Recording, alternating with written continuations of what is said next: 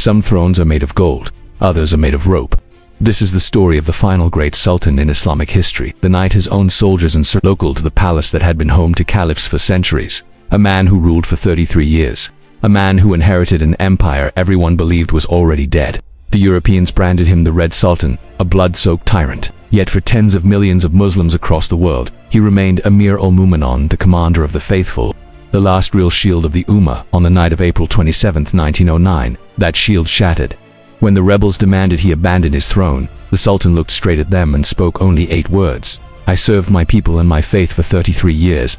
Let history judge me. More than 100 years later, history still hasn't agreed. A blockbuster Turkish series called Patat turned him into a hero for an entire generation of Muslims, but others still see only a paranoid autocrat who drowned his empire in blood to save his crown.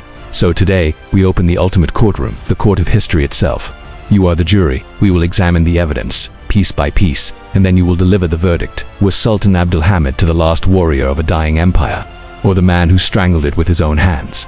The day Abdul Hamid was declared Sultan, almost nobody sent congratulations. Why? Because in 1876, becoming Ottoman Sultan was like volunteering to sit on an electric chair. Europe already called the empire the sick man of Europe, and the patient was terminal. Symptoms of death were everywhere. The treasury was empty.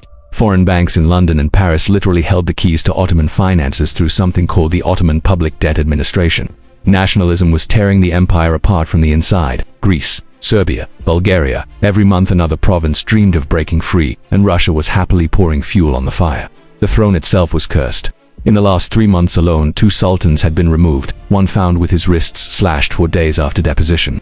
Officially suicide, unofficially murdered, the other declared insane after just 93 days. When 34-year-old Prince Abdulhamid was finally dragged to the throne, the palace courtiers thought they were crowning another puppet.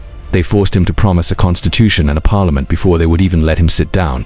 They had no idea they had just crowned the most cunning survivor the dynasty had ever produced. Only months after the coronation, the biggest test arrived. Russia declared war.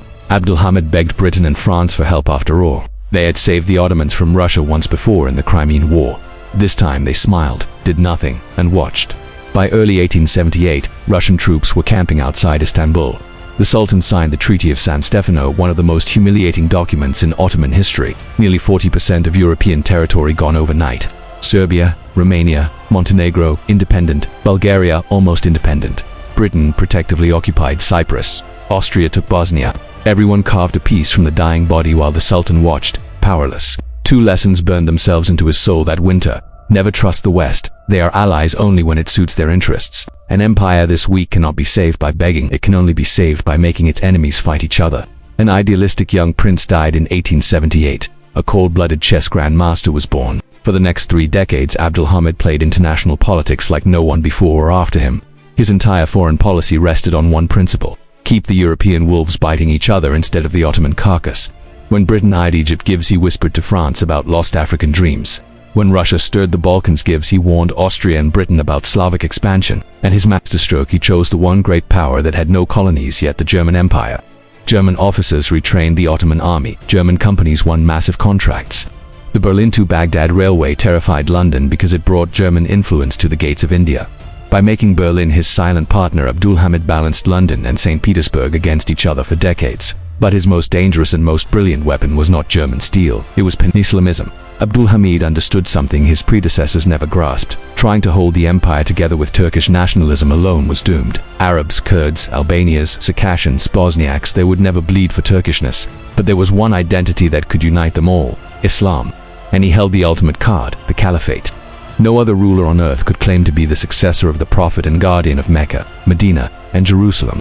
Millions of Muslims lived under British rule in India, millions more under French rule in North Africa, tens of millions under the Tsar in Central Asia and the Caucasus. Whenever European ambassadors threatened Istanbul, Abdulhamid quietly reminded them, push me too far, and one fatwa from the Caliph could set your colonies on fire. It was the original spiritual nuclear deterrent. The greatest proof: the Hejaz Railway, a 1,300 kilometers line from Damascus to Medina, built almost entirely with donations from Muslims worldwide, from Indian shopkeepers to Javanese farmers, because the Caliph asked.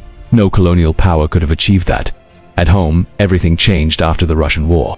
The new parliament had been a disaster, deputies shouting in a dozen languages, some openly spying for foreign powers. On February 14, 1878, Abdulhamid suspended the constitution and ruled alone for the next 30 years. two liberals in Europe, this was proof he was a tyrant. To Abdul Hamid, it was the only way to keep a dying empire breathing. A sinking ship needs a captain, not a debating club.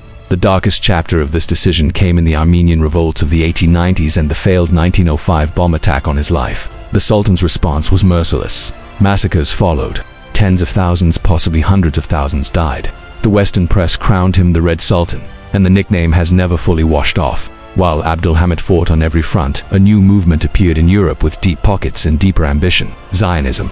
Its leader, Theodor Herzl, traveled to Istanbul 5 times between 1896 and 1902. He finally got his audience. His offer was simple and diabolical. We will pay off every penny of Ottoman debt and rebuild your image in Europe. In return, let Jews settle en masse in Palestine and call it their national home. Any bankrupt ruler would have signed within minutes. Abdulhamid's reply is one of the most famous refusals in history. I cannot sell even a single foot of this land.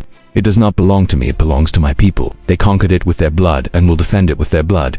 Take your millions back. As long as I breathe, no one will separate Palestine from the Caliphate. They will have to walk over my corpse first. Palestine stayed Ottoman as long as Abdulhamid lived. Ironically, the man who outplayed Britain, France, Russia, and Zionism was finally defeated by students he himself had sent to Europe. The Young Turks, army officers and intellectuals educated in Paris and Geneva, came home not with science, but with revolution. To them, the Sultan's dictatorship and pan-Islamism were the disease, not the cure. They wanted a secular, modern Turkish nation-state. In July 1908, the Third Army in Macedonia revolted. Faced with civil war, Abdulhamid did something astonishing. He surrendered power without a fight. He restored the constitution to avoid bloodshed. The people of Istanbul danced in the streets, thinking freedom had finally arrived. It lasted 9 months.